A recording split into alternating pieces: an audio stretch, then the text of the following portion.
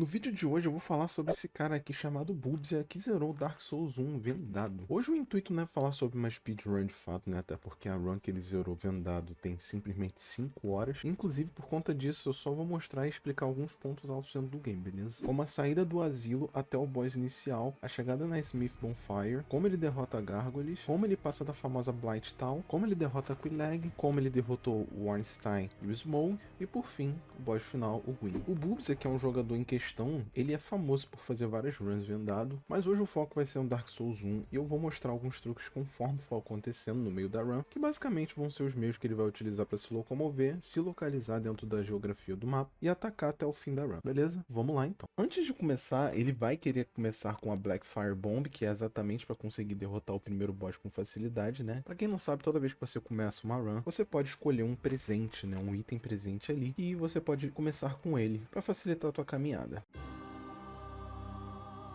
Bom, ele vai caminhando com um caminho gravado, né, até a primeira bonfire. E a única curiosidade aqui é que ele erra o ângulo da câmera, né, pra você ver que tudo faz diferença. Que vai fazer com que ele ande pro lado errado e se perca, né, precisando voltar pra bonfire, consumindo a humanidade e a alma. Que é uma coisa que ele vai fazer várias e várias vezes na run conforme ele for errando. Assim conseguindo de verdade ir pra porta do boss inicial. E uma coisa que eu já vou explicar aqui pra vocês, é pra quem tá curioso, como que ele se move de fato. Basicamente ele usa contagens de passos, sons do ambiente, som do chão, das colisões que ele faz. Além disso, ele também conhece bem a geografia do jogo, né? Só de ouvir o som. Fora que ele já jogou isso aqui uma porrada de vezes, então acaba que muitas coisas vão acontecendo no automático, né? A outra coisa também muito importante é que ele dá golpe pra se localizar e entender aonde ele tá a partir do som também, beleza? Também vamos falar sobre o uso do arco e flecha, né? Que vai ser muito importante daqui pra frente e que quando aparecer eu explico melhor. Outra coisa também, além dele voltar perdendo as suas almas, né? Ele vai resetar o game várias e várias vezes para tentar voltar no save para conseguir se localizar melhor aonde ele tá dentro do game e executar todo o passo a passo que ele normalmente faz para conseguir avançar no jogo. E por fim, o que ele vai fazer também para conseguir zerar o jogo com mais facilidade é o glitch de multiplicação. Eu não vou entrar muito em detalhe aqui como é que faz esse glitch, mas basicamente ele vai fazer uma sobreposição de menus e aí vai fazer com que ele consiga multiplicar algum item específico, né? No caso ele vai utilizar isso para conseguir almas, seja a quantidade que ele quiser, né? E alguns itens também relacionado à humanidade, né, para encher a vida nos bosses, para ele conseguir zerar com mais facilidade, né. Enfim, voltando para gameplay. Ele chegando na primeira bonfire do game, Bubsy vai upar o Attunement, que é para liberar mais espaço para magia e aumento de defesa, e ele também vai aumentar a inteligência com o restante dos pontos que ele tiver, né. A inteligência ela vai ser para aumentar o dano das magias, que basicamente vai ser o meio que ele vai utilizar para derrotar qualquer bicho que ele for enfrentar daqui para frente. E resumidamente, esses serão os status que ele vai focar pro restante da run. Nessa parte ele se mexe caminhando normal e com alguns rolamentos precisos, ele consegue chegar aonde ele quer, que é nessa parte que ele consegue comprar as primeiras flechas mágicas, que é a Heavy Soul Arrow e a Soul Arrow, que como eu disse vão ser os principais itens de batalha dele até o fim do game, claro, além do cajado. Ele vai voltar pra Bonfire, consumindo as suas almas, e dessa parte aqui pra frente, eu vou mostrar como ele chega na próxima Bonfire, só pra vocês entenderem a vibe de como ele vai jogar daqui pra frente, tá? Pra vocês entenderem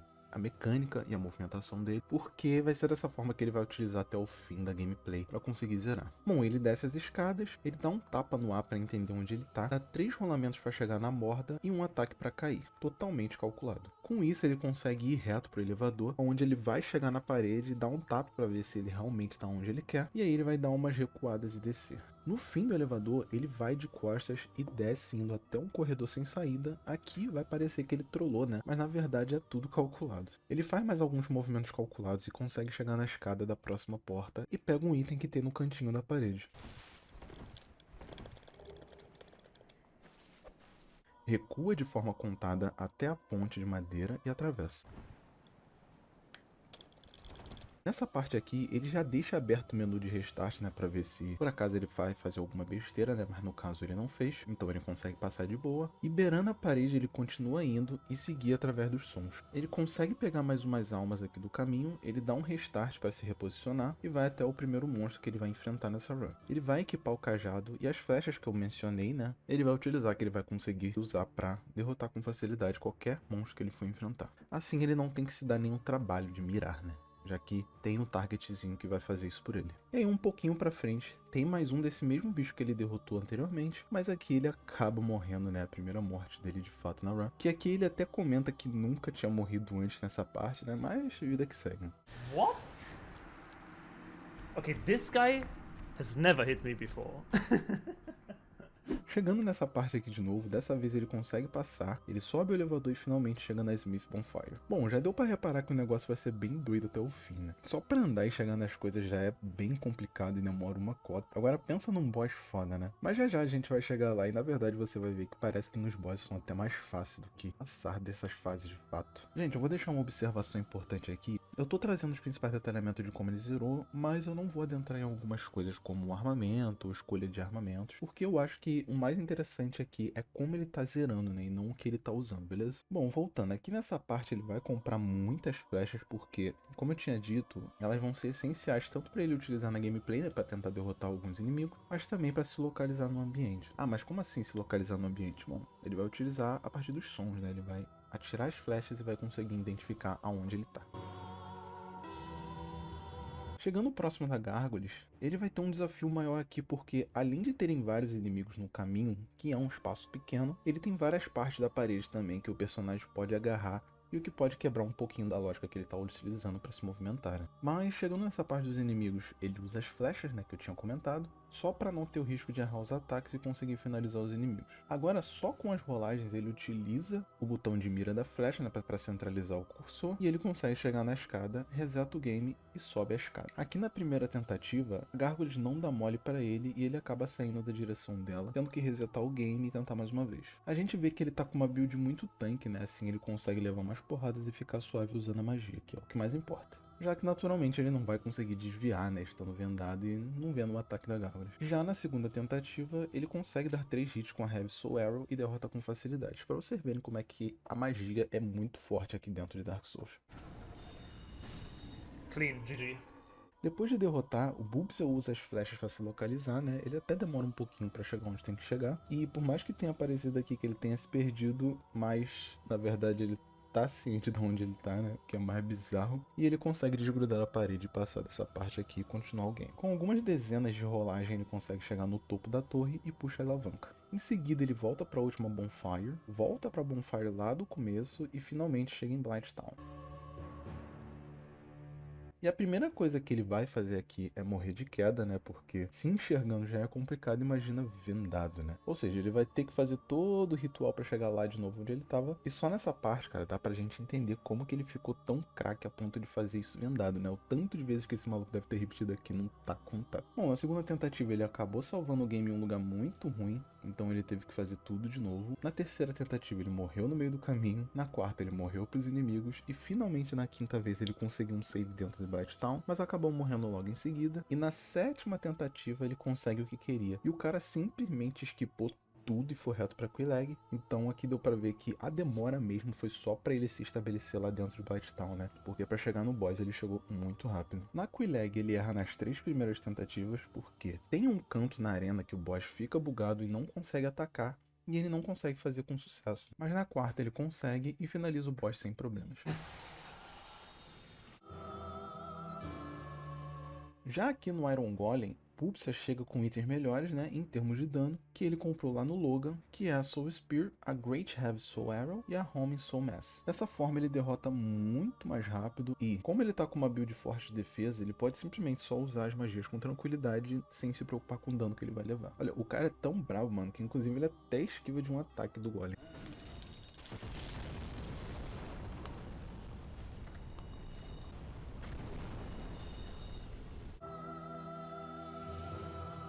Bom, aqui na Arlondo, ele vai ter duas dificuldades, né? A primeira que é para passar dessas partes aqui. Além dele ter que focar em passar se localizando com arco e flecha, né? Em lugares que são muito finos e pequenos para andar, ele também tem que se concentrar nos inimigos, né? Que esse inimigo aqui, particularmente, ele ataca muito rápido, né? Ele não tem tanto tempo assim de reação, então ele acaba ficando bastante tempo aqui, mas com o tempo ele consegue passar. E na outra parte também é nessa escada aqui que ele fica bastante tempo, que é a parte que lá em cima tem 2 guardas que ele tem que passar por eles. Mas aí também com o tempo ele consegue passar.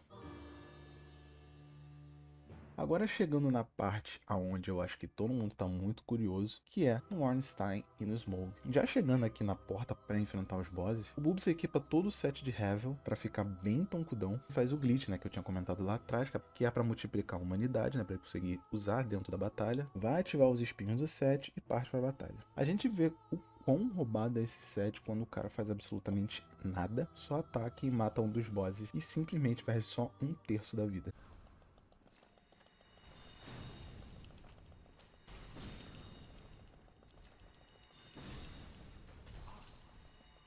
Ele usa o item para se curar, segue o mesmo esquema de ficar parado atacando e assim consegue vencer essa boss fight que costuma ser bem temida pelos jogadores de Dark Souls 1.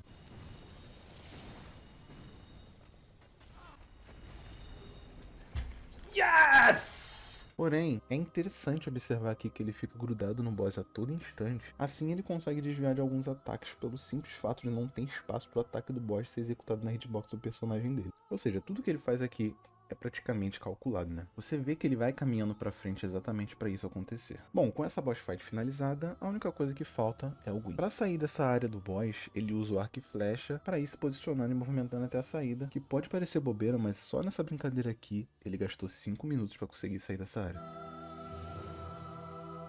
Finalmente chegando na área final antes do Gwyn, eu queria dizer que ele fez o caminho até o portão com maestria se ele não tivesse errado algumas vezes, mas que isso aqui foi o de menos. Porém, nessa primeira tentativa ele não consegue a distância suficiente e é combado na parede sem conseguir atacar.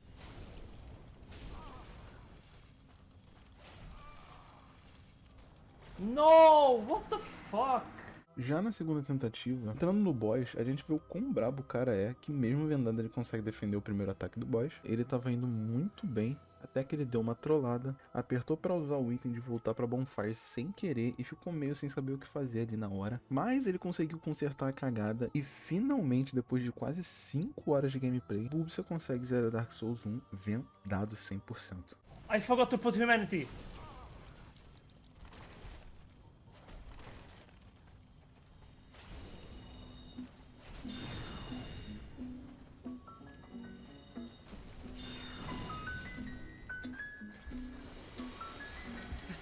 Yes.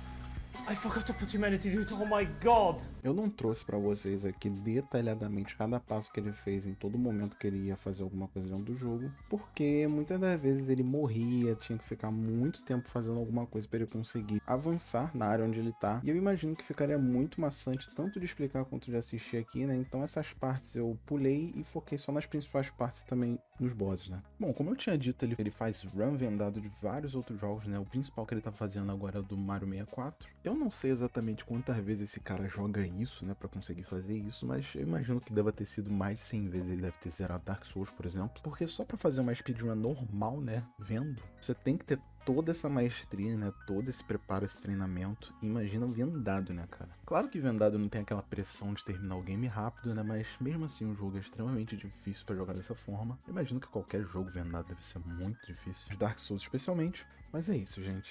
Eu espero que tenha ficado bem clara a explicação aqui da run. Eu sei que não foi uma explicação bem detalhada, mas tudo que eu achei que seria interessante de mostrar aqui pra vocês eu mostrei e expliquei. E é isso, gente. Até a próxima. Tamo junto e valeu!